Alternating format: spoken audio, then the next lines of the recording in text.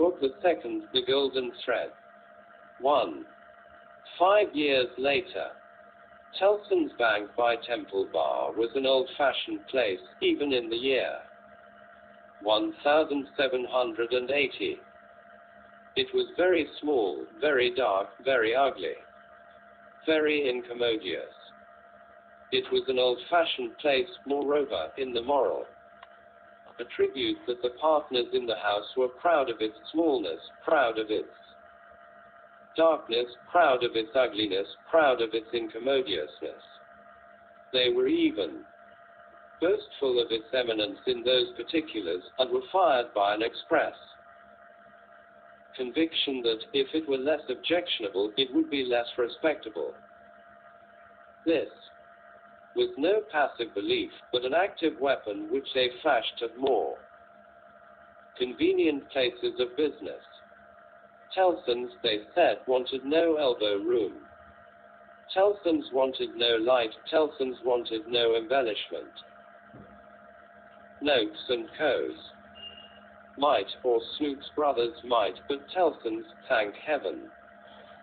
Any one of these partners would have disinherited his son on the question of rebuilding Tellson's. In this respect the house was much on a par with the country, which did very often disinherit its sons for suggesting improvements in laws and customs that had long been highly objectionable, but were only the more respectable. Thus it had come to pass that Tellson's was the triumphant perfection of inconvenience. After bursting open a door of idiotic obstinacy with a weak rattle in its throat, you fell into Tellson's down 2 steps, and came to your senses in a miserable little shop with 2 little counters, where the oldest of men made your check shake as if the wind rustled it while they examined the signature by the dingiest of windows, which were always under a shower bath of mud from Fleet Street, and which were made the dingier by their own iron bars proper and the heavy shadow of Temple Bar. If your business necessitated your seeing the house, you were put into a species of condemned hold at the back, where you meditated on a misspent life, until the house came with its hands in its pockets, and you could hardly blink at it in the dismal twilight. Your money came out of, or went into, wormy old wooden drawers, particles of which flew up your nose and down your throat when they were opened and shut. Your banknotes had a musty odor, as if they were fast decomposing into rags again. Your plate was stowed away among the neighboring cesspools and evil communications corrupted its good polish in a day or 2. Your deeds got into extemporize strong rooms made of kitchens and sculleries, and fretted all the fat out of their parchments into the banking house air. Your lighter boxes of family papers went upstairs into a Barmecide room that always had a great dining table in it and never had a dinner, and where, even in the year 1780, the first letters written to you by your old love, or by your little children, were but newly released from the horror of being ogled through the windows by the heads exposed on Temple Bar with an insensate brutality and ferocity worthy of Abyssinia or Ashanti. But indeed, at that time, putting to death was a recipe much in vogue with all trades and professions, and not least of all with Tellson's. Death is nature's remedy for all things, and why not legislation's? Accordingly, the forger was put to death, the utterer of a bad note was put to death, the unlawful opener of a letter was put to death, the purloiner of 40 shillings and sixpence was put to Death, the holder of a horse at Tellson's door, who made off with it, was put to death. The coiner of a bad shilling was put to death. The sounders of 3/4 of the notes in the whole gamut of crime were put to death. Not that it did the least good in the way of prevention, it might almost have been worse. Remarking that the fact was exactly the reverse, but it cleared off as to this world the trouble of each particular case, and left nothing else connected with it to be looked after. Thus, Tellson's, in its day, like greater places of business, its contemporaries, had taken so many lives, that, if the heads laid low before it had been ranged on Temple Bar instead of being privately disposed of, they would probably have excluded what little light the ground floor had, in a rather significant manner, cramped in all kinds of dim cupboards and hutches at Tellson's. The oldest of men carried on the business gravely. When they took a young man into Tellson's London house, they hid him somewhere till he was old. They kept him in a dark place, like a cheese, until he had the full Tellson flavor and blue mold upon him. Then only was he permitted to be seen, spectacularly poring over large books, and casting his breeches and gaiters into the general weight of the establishment. Outside Tellson's, never by any means in it, unless called in, was an odd job man, an occasional porter and messenger, who served as the live sign of the house. He was never absent during business hours, unless upon an errand, and then he was represented by his son, a grisly urchin of 12, who was his express image. People understood that Tellson's, in a stately way, tolerated the odd job man. The house had always tolerated some person in that capacity, and time and tide had drifted this person to the post. His surname was Cruncher, and on the youthful occasion of his renouncing by proxy the works of darkness in the easterly parish church of Houndsditch, he had received the added appellation of Jerry. The scene was Mr. Cruncher's private lodging in Hanging Sword Alley, Whitefriars, the time 7:30 of the clock on a windy March morning, Anno Domini 1780.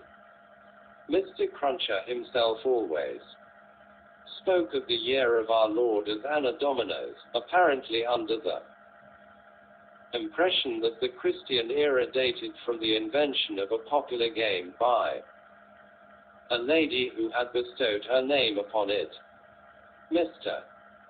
Cruncher's apartments were not in a savory neighborhood, and were but two in number, even if a closet with a single pane of glass in it might be counted as one, but they were very decently kept. Early as it was, on the windy March morning, the room in which he lay abed was already scrubbed throughout, and between the cups and saucers arranged for breakfast, and the lumbering deal table, a very clean white cloth was spread. Mr. Cruncher reposed under a patchwork counterpane, like a harlequin at home. At first, he slept heavily, but by degrees began to roll and surge in bed, until he rose above the surface, with his spiky hair looking as if it must tear the sheets to ribbons. At which juncture, he exclaimed, in a voice of dire exasperation, "Bust me, if she ain't at it again." A woman of orderly and industrious appearance rose from her knees in a corner, with sufficient haste and trepidation to show that she was the person referred to. "What?" said Mr. Cruncher, looking out of bed for a boot. "You're at it again. Are you?" After hailing them all with this second salutation, he threw a boot at the woman as a third. It was a very muddy boot, and may introduce the odd circumstance connected with Mr. Cruncher's domestic economy, that whereas he often came home after banking hours with clean boots, he often got up next morning to find the same boots covered with clay. What, said Mr. Cruncher, varying his apostrophe after missing his mark. What are you up to, aggravator? I was only saying my prayers. Saying your prayers. You're a nice woman. What do you mean by flopping yourself down and praying again me? I was not praying against you, I was praying for you. You weren't. And if you were, I won't be took the liberty with. Here. Your mother's a nice woman, young Jerry, going a praying again your father's prosperity. You've got a dutiful mother, you have, my son. You've got a religious mother, you have, my boy, going and flopping herself down and praying that the bread and butter may be snatched out of the mouth of her only child. Master Cruncher, who was in his shirt, took this very ill, and, turning to his mother, strongly deprecated any praying away of his personal board.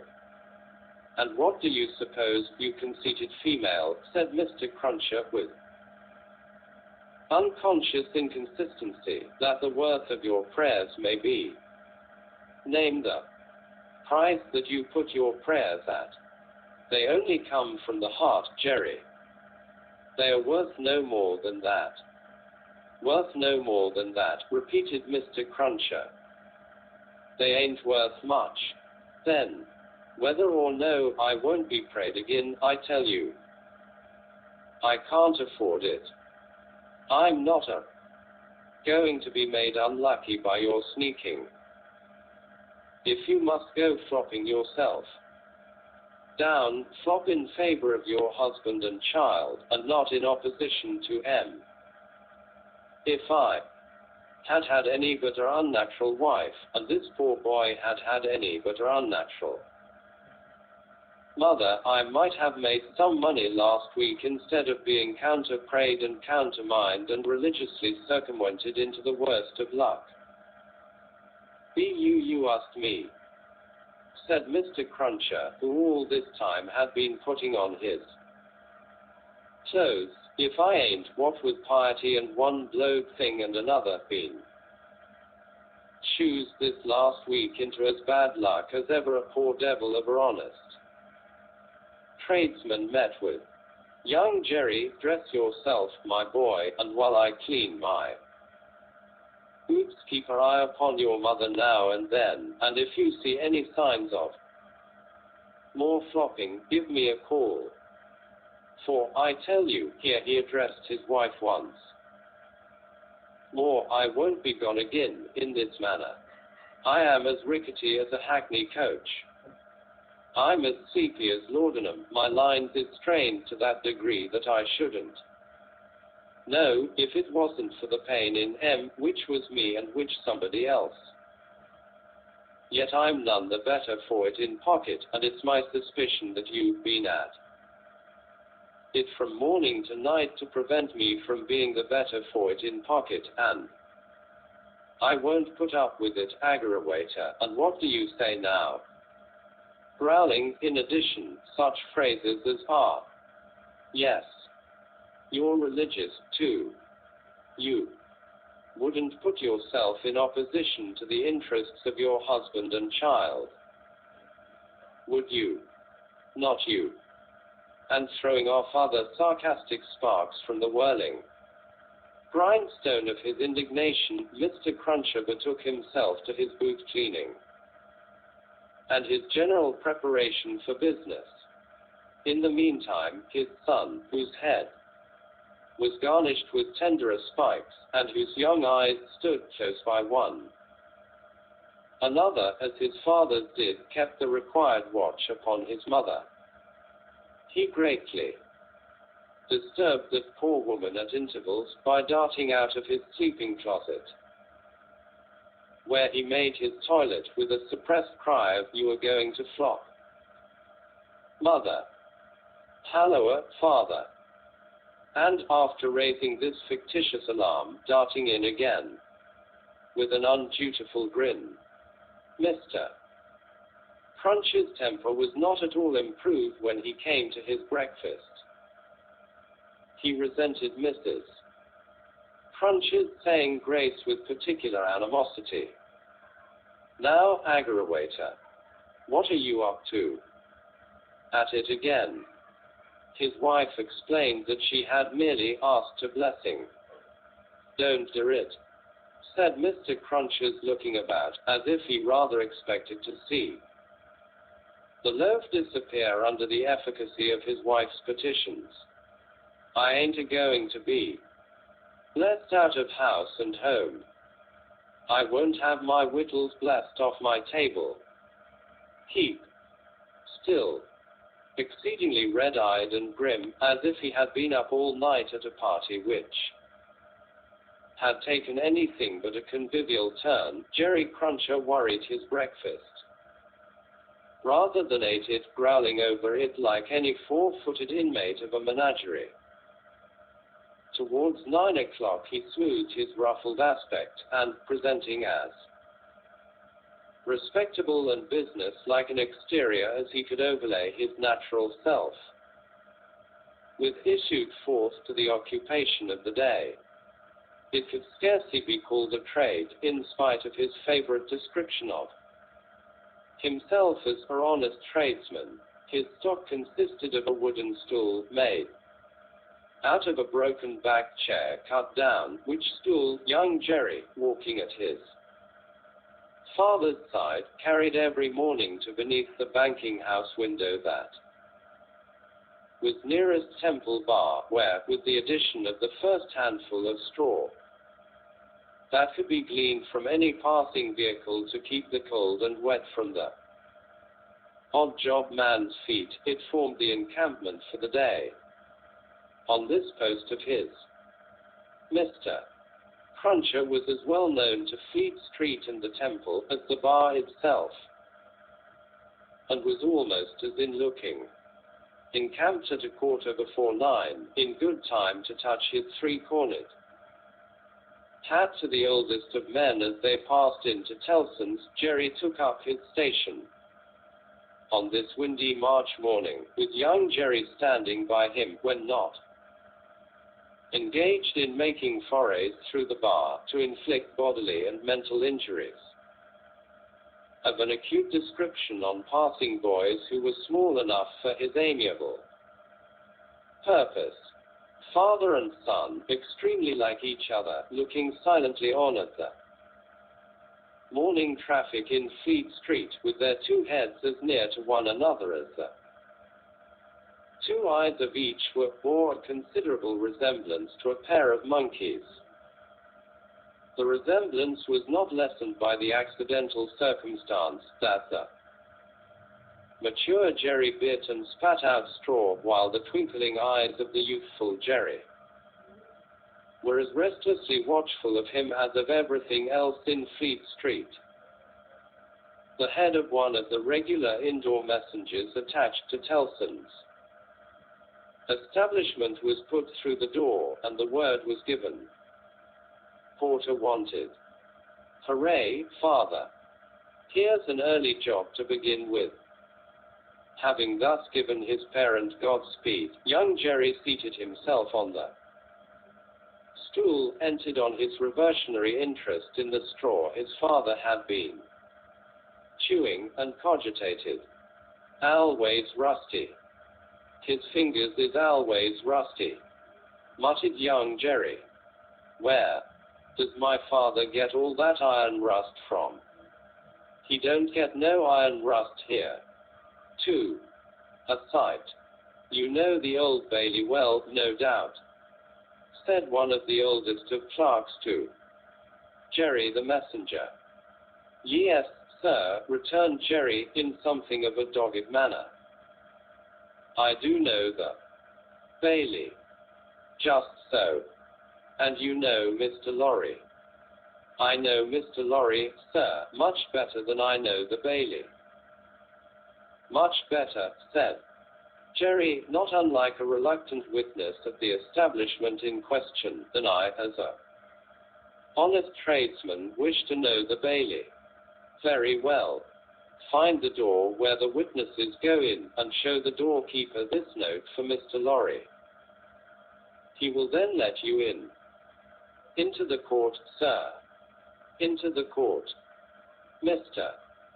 Cruncher's eyes seemed to get a little closer to one another, and to interchange the inquiry, what do you think of this? Am I to wait in the court, sir? He asked, as the result of that conference. I am going to tell you.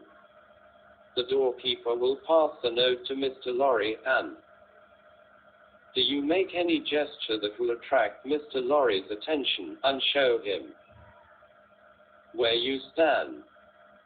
Then what you have to do is to remain there until he wants you. Is that all, sir? That's all.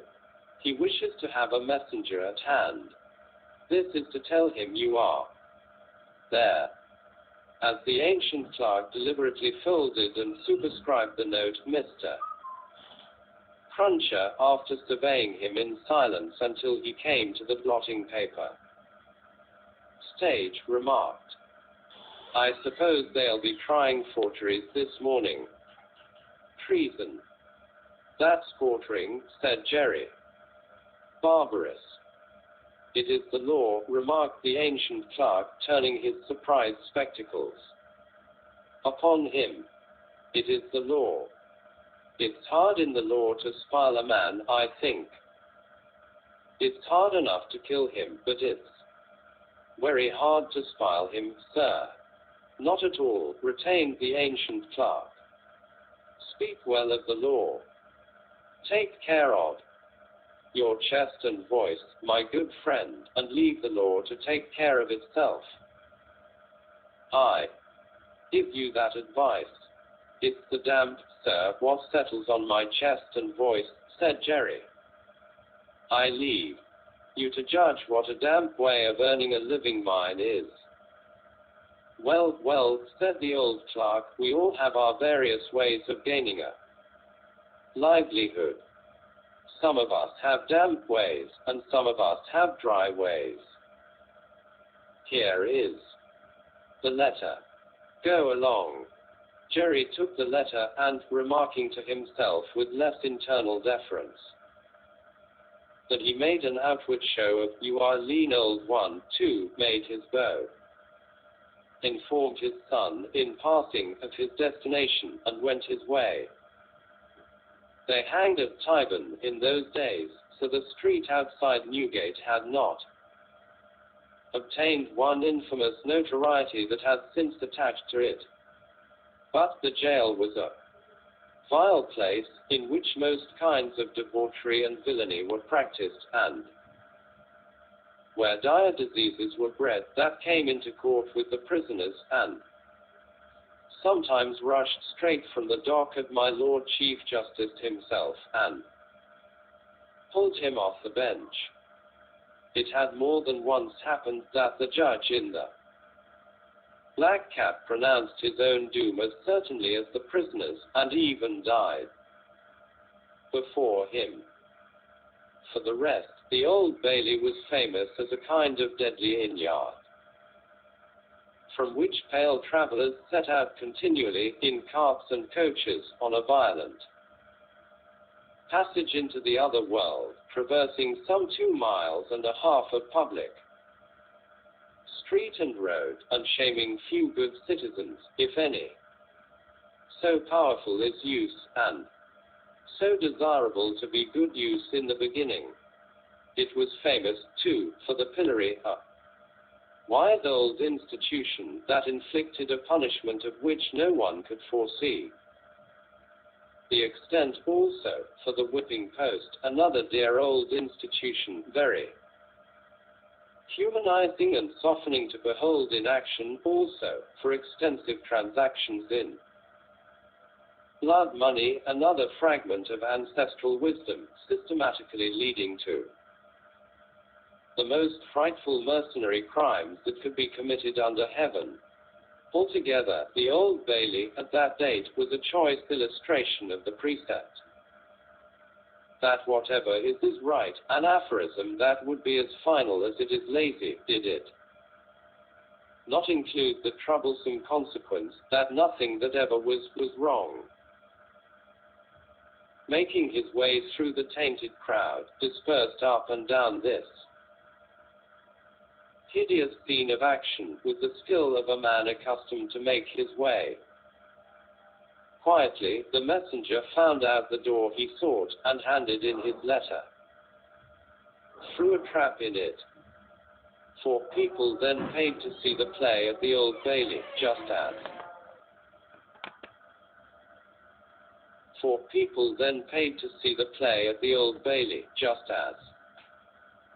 they paid to see the play in Bedlam, only the former entertainment was much the dearer. Therefore, all the Old Bailey doors were well guarded, except, indeed, the social doors by which the criminals got there, and those were always left wide open.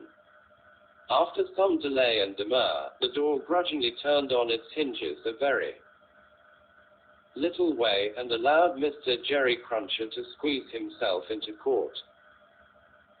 "What's on?" he asked in a whisper of the man he found himself next to. "Nothing yet." "What's coming on?" "The treason case." "The quartering one, eh?" "Ah," returned the man with a relish, "he'll be drawn on a hurdle to be hanged, and then he'll be taken down and sized before his own face, and then his inside will be taken out and burnt while he looks on, and then his head will be chopped off, and he'll be cut into quarters. That's the sentence. If he's found guilty, you mean to say," Jerry added, by way of proviso. "Oh, they'll find him guilty," said the other. "Don't you be afraid of that." Mr. Cruncher's attention was here diverted to the doorkeeper, whom he saw making his way to Mr. Lorry with the note in his hand. Mr. Lorry sat at a table among the gentlemen in wigs, not far from a Whig gentleman, the prisoner's counsel, who had a great bundle of papers before him, and nearly opposite another Whig gentleman with his hands in his pockets, whose whole attention, when Mr. Cruncher looked at him then or afterwards, seemed to be concentrated on the ceiling of the court. After some gruff coughing and rubbing of his chin, and signing with his hand, Jerry attracted the notice of Mr. Lorry, who had stood up to look for him, and who quietly nodded and sat down again. "What's he got to do with the case?" asked the man he had spoken with. "Blessed if I know," said Jerry. "What have you got to do with it then, if a person may inquire?" "Blessed if I know that either," said Jerry. The entrance of the judge, and a consequent great stir and settling down in the court, stopped the dialogue. Presently, the dock became the central point of interest. Two jailers, who had been standing there, went out, and the prisoner was brought in, and put to the bar. Everybody present, except the one Whig gentleman who looked at the ceiling, stared at him. All the human breath in the place rolled at him, like a sea, or a wind, or a fire. Eager faces strained round pillars and corners, to get a sight of him. Spectators in back rows stood up, not to miss a hair of him. People on the floor of the court laid their hands on the shoulders of the people before them, too.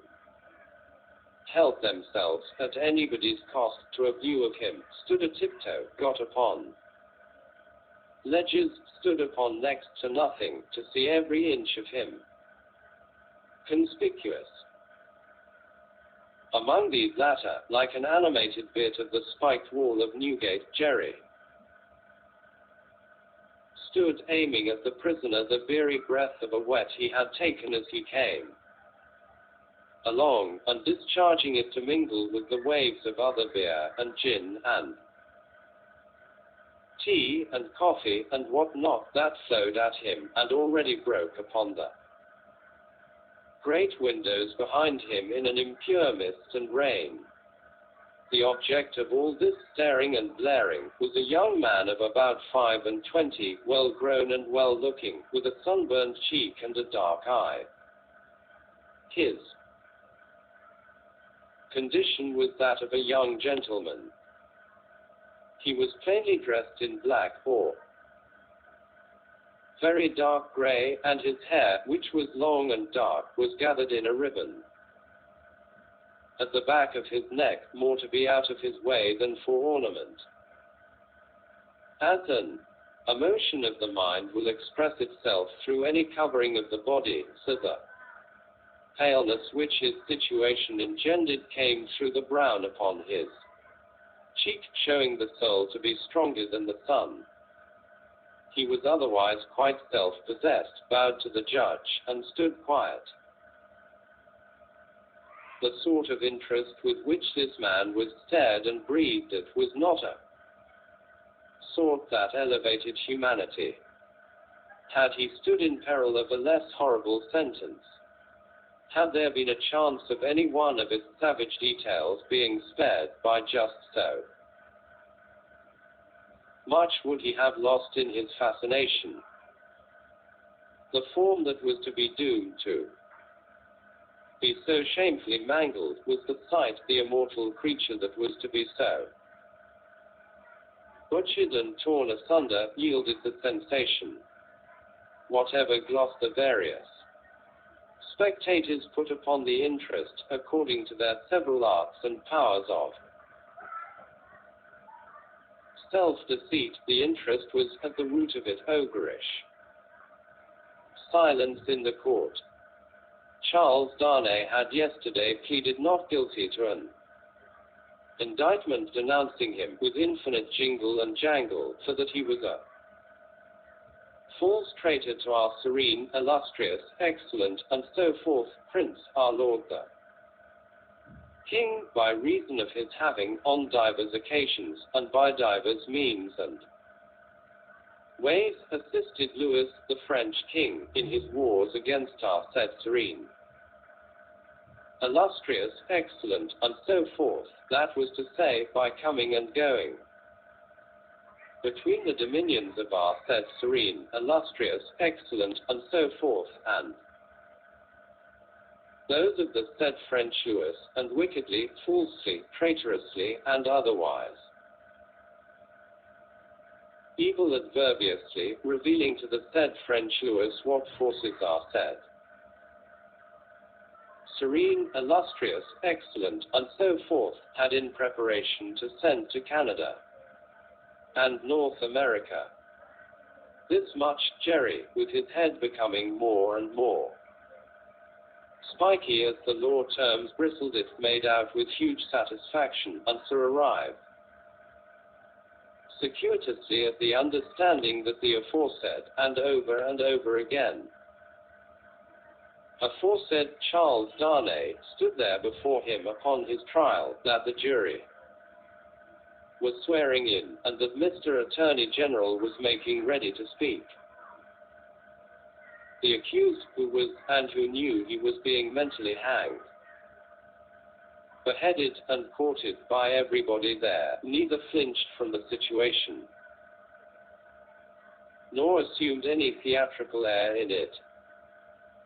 He was quiet and attentive, watched the opening proceedings with a grave interest, and stood with his hands resting on the slab of wood before him, so composedly, that they had not displaced a leaf of the herbs with which it was strewn. The court was all bestrewn with herbs and sprinkled with vinegar as a precaution against jail air and jail fever. Over the prisoner's head there was a mirror to throw the light down upon him. Crowds of the wicked and the wretched had been reflected in it, and had passed from its surface and this earth together, haunted in a most ghastly manner that abominable place would have been, if the glass could ever have rendered back its reflections, as the ocean is one day to give up its dead. Some passing thought of the infamy and disgrace for which it had been reserved may have struck the prisoner's mind. Be that as it may, a change in his position making him conscious of a bar of light across his face, he looked up, and when he saw the glass his face flushed, and his right hand pushed the herbs away. It happened that the action turned his face to that side of the court which was on his left. About on a level with his eyes, there sat in that corner of the judges' bench two persons upon whom his look immediately rested, so immediately, and so much to the changing of his aspect, that all the eyes that were turned upon him turned to them. The spectators saw in the two figures a young lady of little more than 20, and a gentleman who was evidently her father, a man of a very remarkable appearance in respect of the absolute whiteness of his hair, and a certain indescribable intensity of face, not of an active kind, but pondering and self-communing. When this expression was upon him, he looked as if he were old. But when it was stirred and broken up, as it was now, in a moment, on his speaking to his daughter, he became a handsome man, not past the prime of life. His daughter had one of her hands drawn through his arm, as she sat by him, and the other pressed upon it. She had drawn close to him, in her dread of the scene, and in her pity for the prisoner. Her forehead had been strikingly expressive of an engrossing terror and compassion that saw nothing but the peril of the accused. This had been so very noticeable, so very powerfully and naturally shown, that starers who had had no pity for him were touched by her. And the whisper went about, "Who are they?" Jerry, the messenger, who had made his own observations, in his own manner, and who had been sucking the rust off his fingers in his absorption, stretched his neck to hear who they were. The crowd about him had pressed and passed the inquiry on to the nearest attendant, and from him it had been more slowly pressed and passed back. At last it got to Jerry. Witnesses. For which side? Against. Against what side? The prisoners. The judge, whose eyes had gone in the general direction, recalled them, leaned back in his seat, and looked steadily at the man whose life was in his hand, as Mr. Attorney General rose to spin the rope, grind the axe, and hammer the nails into the scaffold. 3. A disappointment. Mr. Attorney General had to inform the jury that the prisoner before them, though young in years, was old in the treasonable practices which claimed the forfeit of his life.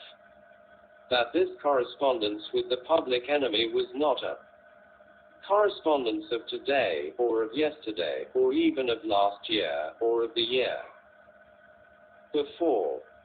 That it was certain the prisoner had, for longer than that, been in the habit of passing and repassing between France and England on secret business, of which he could give no honest account. that, if it were in the nature of traitorous ways to strive, which happily it never was, the real wickedness and guilt of his business might have remained undiscovered. That Providence, however, had put it into the heart of a person who was beyond fear and beyond reproach to ferret out the nature of the prisoner's schemes, and, struck with horror, to disclose them to His Majesty's Chief Secretary of State and most honorable Privy Council, that this patriot would be produced before them, that his position and attitude were on the whole sublime, that he had been the prisoner's friend, but at once in an auspicious and an evil hour detecting his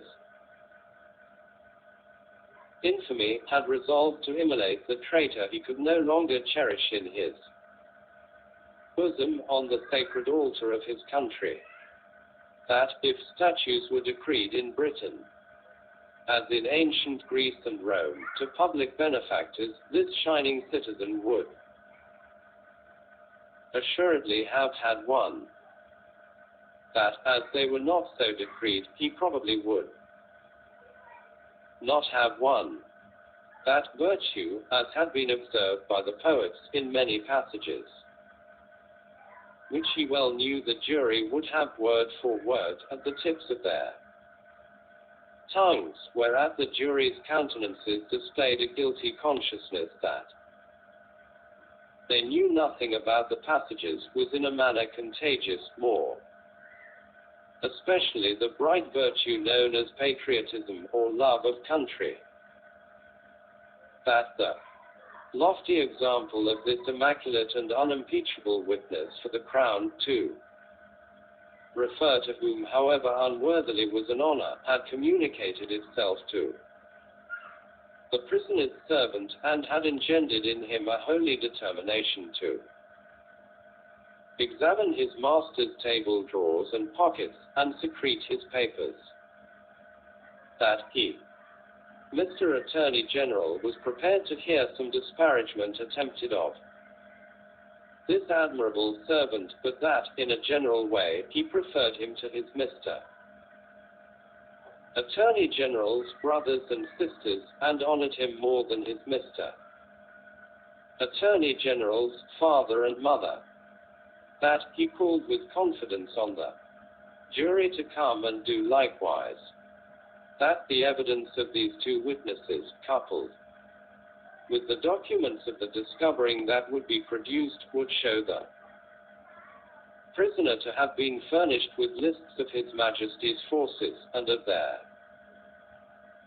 disposition and preparation, both by sea and land, and would leave no doubt that he had habitually conveyed such information to a hostile power, that these lists could not be proved to be in the prisoner's handwriting, but that it was all the same, that, indeed, it was rather the better for the prosecution, as showing the prisoner to be artful in his precautions, that the proof would go back 5 years, and would show the prisoner already engaged in these pernicious missions, within a few weeks before the date of the very first action fought between the British troops and the Americans, that, for these reasons, the jury, being a loyal jury, as he knew they were, and being a responsible jury, as they knew they were, must positively find the prisoner guilty, and make an end of him, whether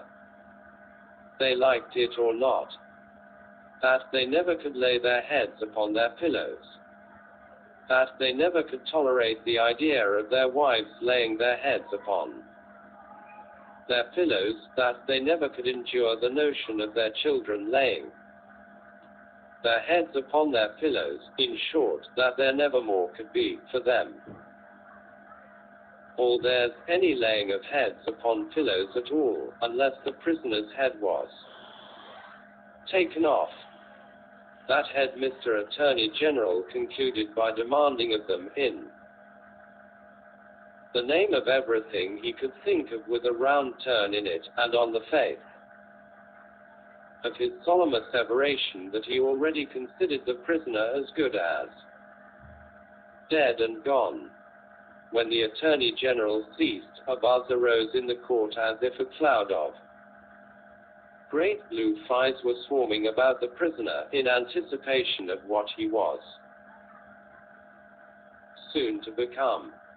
When toned down again, the unimpeachable patriot appeared in the witness box. Mr. Solicitor General then, following his leader's lead, examined the patriot. John Bassett, gentleman, by name. The story of his pure soul was exactly what Mr.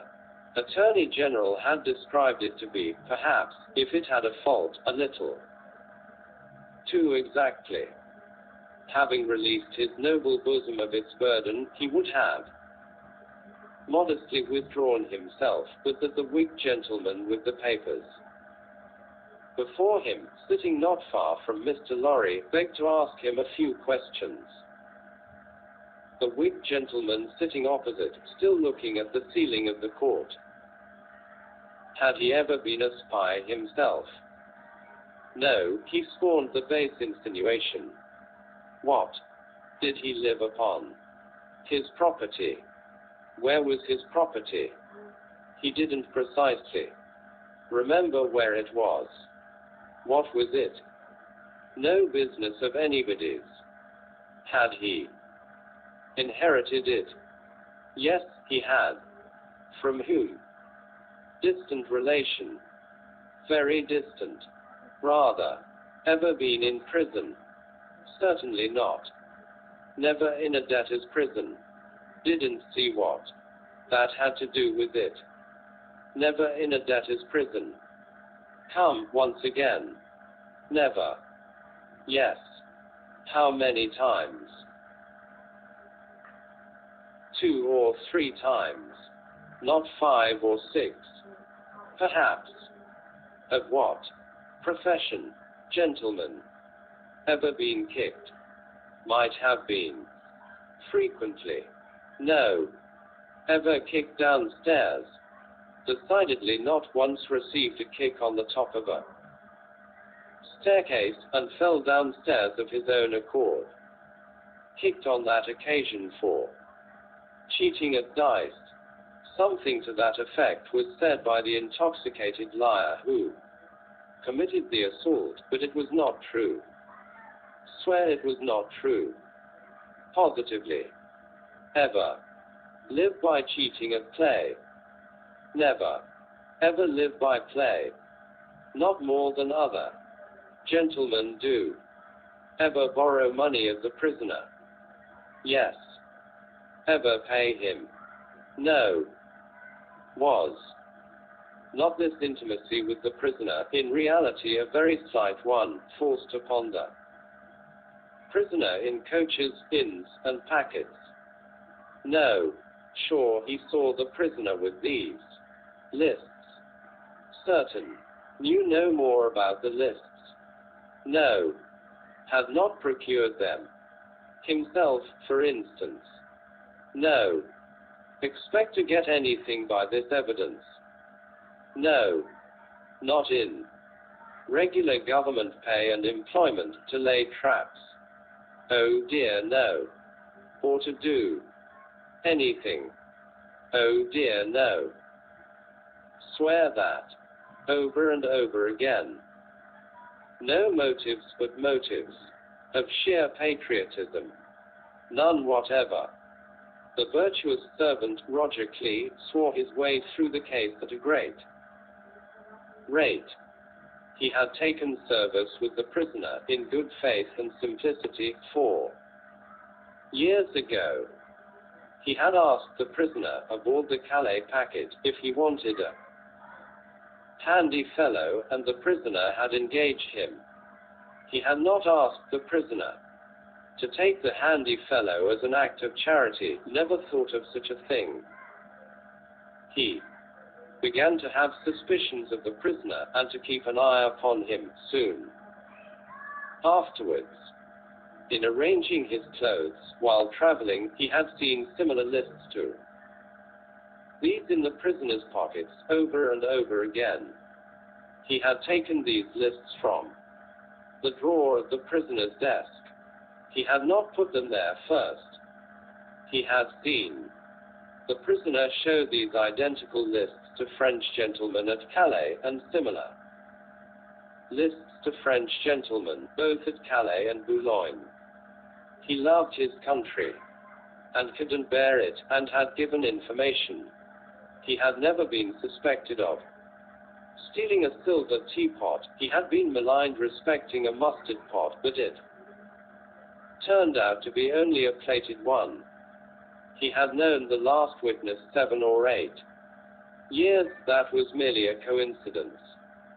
He didn't call it a particularly curious coincidence. Most coincidences were curious. Neither did he call it a curious coincidence that true patriotism was his only motive too. He was a true Briton, and hoped there were many like him. The blue flies buzzed again, and Mr. Attorney General called Mr. Jarvis. Lorry. Mr. Jarvis Lorry, are you a clerk in Tellson's Bank? I am. On a certain Friday night in November 1775, did business occasion you to travel between London and Dover by the mail? It did. Were there any other passengers in the mail? 2. Did they alight on the road in the course of the night? They did. Mr. Lorry, look upon the prisoner. Was he one of those 2 passengers? I cannot undertake to say that he was. Does he resemble either of these 2 passengers? Both were so wrapped up, and the night was so dark, and we were all so reserved, that I cannot undertake to say even that. Mr. Lorry, look again upon the prisoner. Supposing him wrapped up as those 2 passengers were, is there anything in his bulk and stature to render it unlikely that he was one of them? No. You will not swear, Mr. Lorry, that he was not one of them? No. So at least you say he may have been one of them? Yes. Except that I remember them both to have been, like myself, timorous of highwaymen, and the prisoner has not a timorous air. Did you ever see a counterfeit of timidity, Mr. Lorry? I certainly have seen that.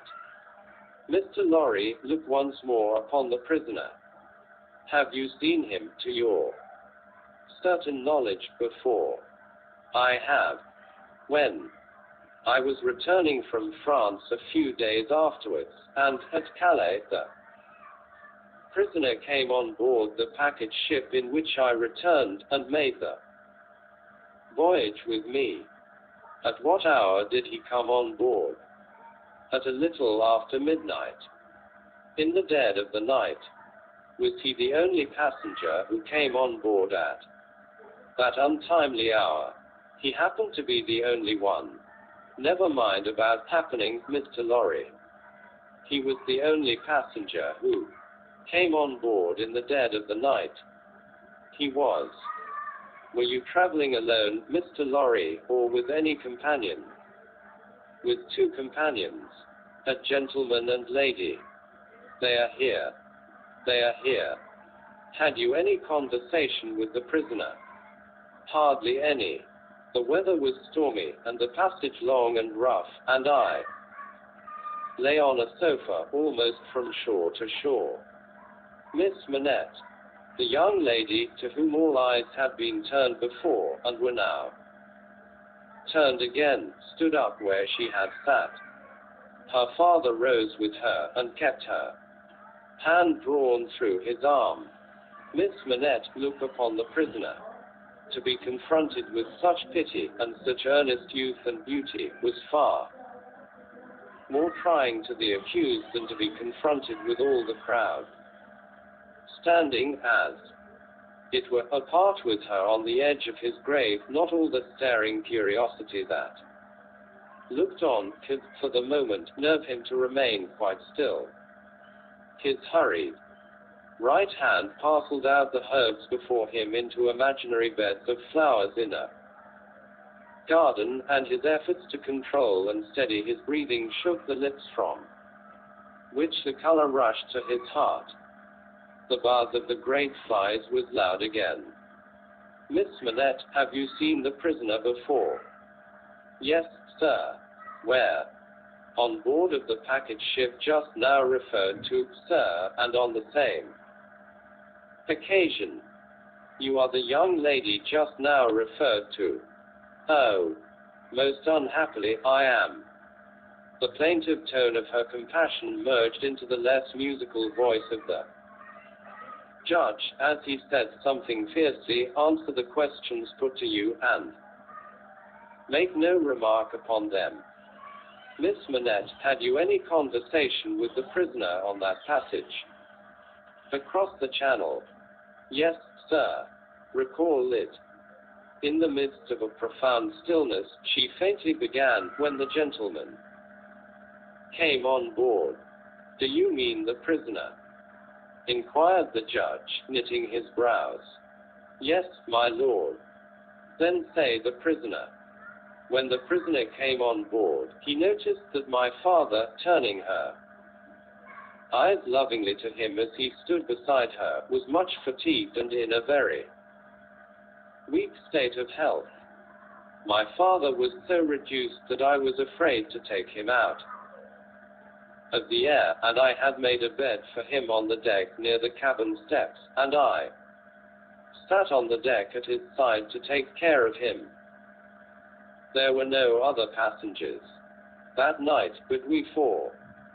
The prisoner was so good as to beg permission to advise me how I could shelter my father from the wind and weather better than I had done. I had not known how to do it well, not understanding how the wind would set when we were out of the harbor. He did it for me. He expressed great gentleness and kindness for my father's state, and I am sure he felt it. That was the manner of our beginning to speak together. Let me interrupt you for a moment. Had he come on board alone? No. How many were with him? 2 French gentlemen. Had they conferred together? They had conferred together until the last moment, when it was necessary for the French gentlemen to be landed in their boat. Had any papers been handed about among them, similar to these lists? Some papers had been handed about among them, but I don't know what papers. Like these in shape and size? Possibly, but indeed I don't know, although they stood whispering very near to me, because they stood at the top of the cabin steps to have the light of the lamp that was hanging there. It was a dull lamp, and they spoke very low, and I did not hear what they said, and saw only that they looked at papers. Now to the prisoner's conversation, Miss Manette. The prisoner was as open in his confidence with me, which arose out of my helpless situation, as he was kind, and good, and useful to my father. I hope, bursting into tears, I may not repay him by doing him harm today. Buzzing from the blue flies. Miss Manette, if the prisoner does not perfectly understand that you give the evidence which it is your duty to give, which you must give, and which you cannot escape from giving, with great unwillingness, he is the only person present in that condition. Please to go on. He told me that he was traveling on business of a delicate and difficult nature, which might get people into trouble, and that he was therefore traveling under an assumed name. He said that this business had, within a few days, taken him to France, and might, at intervals, take him backwards and forwards between France and England for a long time to come. Did he say anything about America, Miss Manette? Be particular. He tried to explain to me how that quarrel had arisen, and he said that so far as he could judge, it was a wrong and foolish one on England's part. He added, in a jesting way, that perhaps George Washington might gain almost as great a name in history as George III. But there was no harm in his way of saying this. It was said laughingly, and to beguile the time. Any strongly marked expression of face on the part of a chief actor in a scene of great interest to whom many eyes are directed will be unconsciously imitated by the spectators. Her forehead was painfully anxious and intent as she gave this evidence, and, in the pauses when she stopped for the judge to write it down, watched its effect upon the counsel for and against among the lookers on there, with the same expression in all quarters of the court, insomuch that a great majority of the foreheads there might have been mirrors reflecting the witness. When the judge looked up from his notes to glare at that tremendous heresy about George Washington, Mr. Attorney General now signified to my lord that he deemed it necessary, as a matter of precaution and form, to call the young lady's father, Dr. Manette, who was called accordingly. Dr. Manette, look upon the prisoner. Have you ever seen him before? Once, when he called at my lodgings in London, some 3 years, or 3 years and a half ago. Can you identify him as your fellow passenger on board the packet, or speak to his conversation with your daughter? Sir, I can do neither. Is there any particular and special reason for your being unable to do either? He answered in a low voice, there is. Has it been your misfortune to undergo a long imprisonment without trial or even accusation in your native country, Dr. Manette? 0465M. Original. He answered in a tone that went to every heart, a long imprisonment. Were you newly released on the occasion in question? They tell me so. Have you no remembrance of the occasion? None. My mind is a blank, from some time, I cannot even say what time. When I employed myself, in my captivity, in making shoes, to the time when I found myself living in London with my dear daughter here.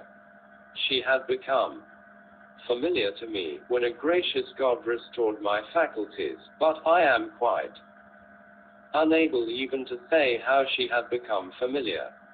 I have no remembrance of the process. Mr. Attorney General sat down, and the father and daughter sat down together.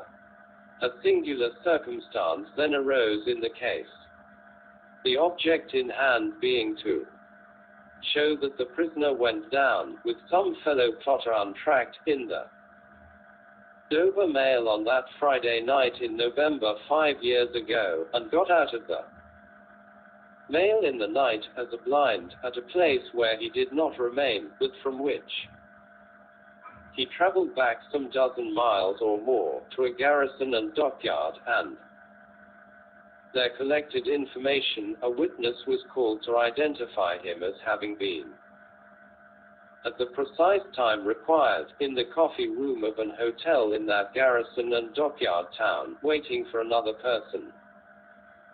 The prisoner's counsel was cross-examining this witness with no result, except that he had never seen the prisoner on any other occasion, when the wigged gentleman, who had all this time been looking at the ceiling of the court, wrote a word or two on a little piece of paper, screwed it up, and tossed it to him. Opening this piece of paper in the next pause, the counsel looked with great attention and curiosity at the prisoner. You say again you are quite sure that it was the prisoner? The witness was quite sure. Did you ever see anybody very like the prisoner? not so like the witness said, as that he could be mistaken. Look well upon that gentleman, my learned friend there, pointing to him, who had tossed the paper over, and then look well upon the prisoner. How say you? Are they very like each other? Allowing for my learned friend's appearance being careless and slovenly, if not debauched, they were sufficiently like each other to surprise not only the witness, but everybody present when they were thus brought into comparison. My lord being prayed to bid my learned friend lay aside his wig, and giving no very gracious consent, the likeness became much more remarkable. My lord inquired of Mr. Stryver, the prisoner's counsel, whether they were next to try Mr. Carton's name of my learned friend for treason. But Mr. Stryver replied to my lord, no, but he would ask the witness to tell him whether what happened once might happen twice, whether he would have been so confident if he had seen this illustration of his rashness sooner, whether he would be so confident, having seen it, and more. The upshot of which was to smash this witness like a crockery vessel, and shiver his part of the case to useless lumber. Mr. Cruncher had by this time taken quite a lunch of rust off his fingers in his following of the evidence. He had now to attend while Mr. Stryver fitted the prisoner's case on the jury, like a compact suit of clothes, showing them how the patriot, Barsad, was a hired spy and traitor, an unblushing trafficker in blood, and one of the greatest scoundrels upon earth since accursed Judas, which he certainly did look rather like. How the virtuous servant Clee was his friend and partner, and was worthy to be. How the watchful eyes of those forgers and false swearers had rested on the prisoner as a victim, because some family affairs in France, he being of French extraction, did require his making those passages across the Channel, though what those affairs were a consideration for others, who were near and dear to him, forbade him, even for his life, to disclose. How the evidence that had been warped and wrested from the young lady, whose anguish in giving it they had witnessed, came to nothing, involving the mere little innocent gallantries and politenesses likely to pass between any young gentleman and young lady so thrown together, with the exception of that reference to George Washington, which was altogether too extravagant and impossible to be regarded in any other light than as a monstrous joke.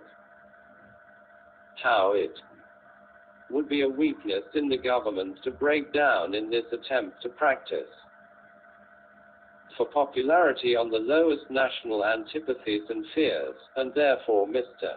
Attorney General had made the most of it. How, nevertheless, it rested upon nothing, save that vile and infamous character of evidence too often disfiguring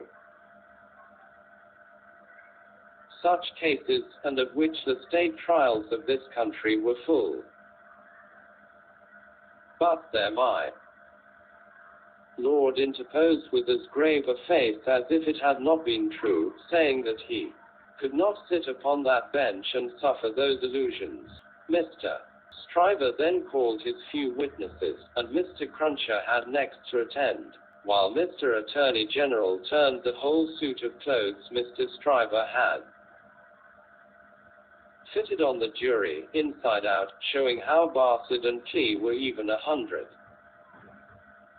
times better than he had thought them, and the prisoner 100 times worse. Lastly, came my lord himself, turning the suit of clothes, now inside out, now outside in, but on the whole decidedly trimming and shaping them into grave clothes for the prisoner. And now the jury turned to consider, and the great flies swarmed again. Mr. Carton, who had so long sat looking at the ceiling of the court, changed. Neither his place nor his attitude, even in this excitement. While his learned friend, Mr. Stryver, massing his papers before him, whispered with those who sat near, and from time to time glanced anxiously at the jury, while all the spectators moved more or less, and grouped themselves anew, while even my lord himself arose from his seat, and slowly paced up and down his platform, not unattended by a suspicion in the minds of the audience that his state was feverish. This one man sat leaning back, with his torn gown half off him, his untidy wig put on just as it had happened to light on his head after its removal, his hands in his pockets, and his eyes on the ceiling as they had been all day. Something especially reckless in his demeanor not only gave him a disreputable look, but so diminished the strong resemblance he undoubtedly bore to the prisoner, which his momentary earnestness, when they were compared together, had strengthened, that many of the lookers-on, taking note of him now, said to one another they would hardly have thought the two were so alike. Mr. Cruncher made the observation to his next neighbor, and added, "I'd hold half a guinea that he don't get no law work to do. Don't look like the sort of one to get any, do he?" Yet this Mr. Carton took in more of the details of the scene than he appeared to take in, for now, when Miss Manette's head dropped upon her father's breast,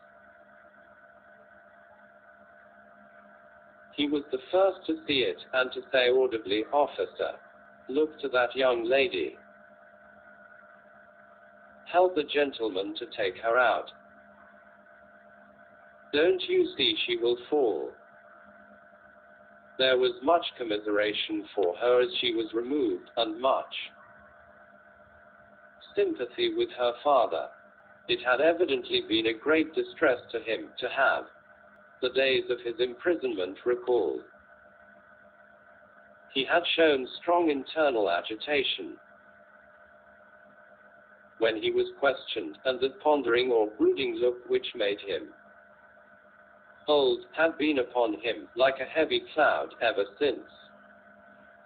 As he passed out, the jury, who had turned back and paused a moment, spoke through their foreman. They were not agreed, and wished to retire.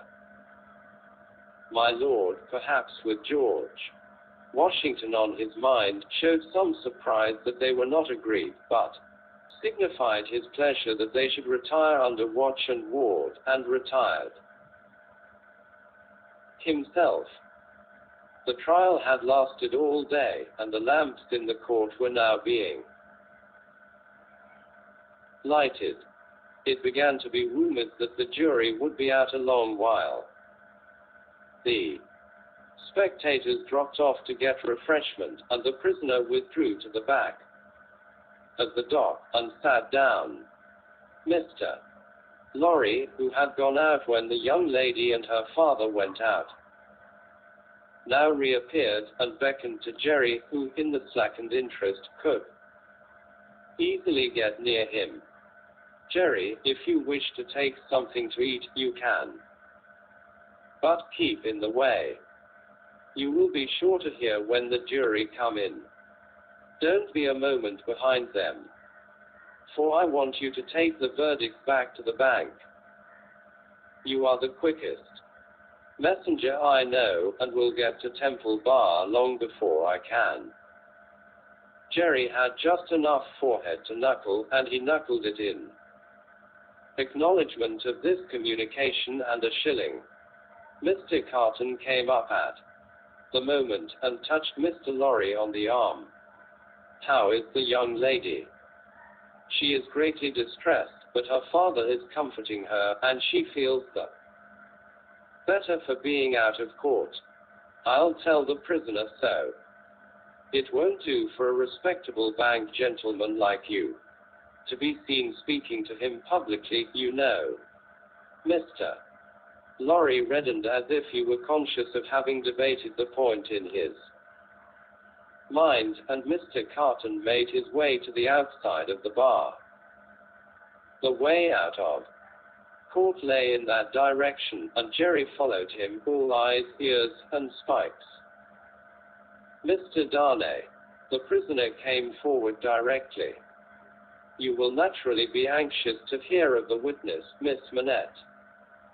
She will do very well. You have seen the worst of her agitation. I am deeply sorry to have been the cause of it. Could you tell her so for me? With my fervent acknowledgments. Yes, I could. I will, if you ask it. Mr. Carton's manner was so careless as to be almost insolent.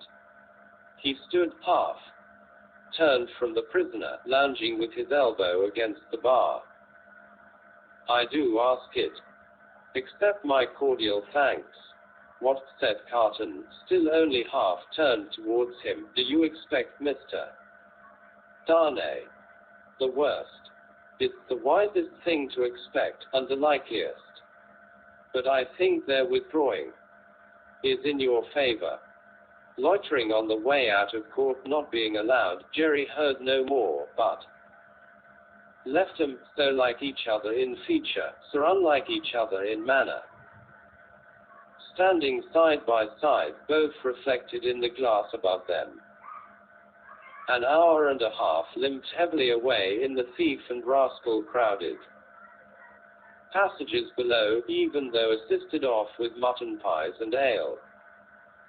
The horse messenger, uncomfortably seated on a form after taking that refection, had dropped into a doze, when a loud murmur and a rapid tide of people setting up the stairs that led to the court carried him along with them. Jerry, Jerry. Mr. Lorry was already calling at the door when he got there. Here, sir. It's a fight to get back again. Here I am, sir. Mr. Lorry handed him a paper through the throng.